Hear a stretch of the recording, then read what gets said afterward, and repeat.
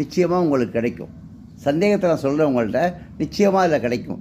நிச்சயமாக தமிழக மக்கள் அனைவருமே வெகு சீக்கிரமாக, வெகு எளிதில், அதை சொல்ல படிக்க ஆரம்பித்து கொடுத்தோம்னு சொன்னாவே நம்ம அரசாங்கத்துக்கே எவ்வளவு செலவு மிச்சங்கிறீங்க.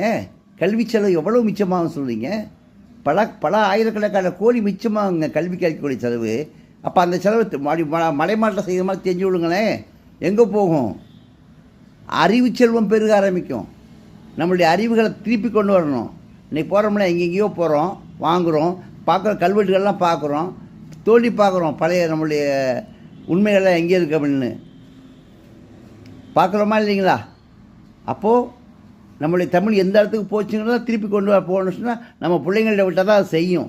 நிச்சயமாக நம்மளுடைய குழந்தைகள் நிச்சயமாக வருங்காலத்தில் தமிழம்தான் சிறந்த இனம், தமிழம்தான் உண்மை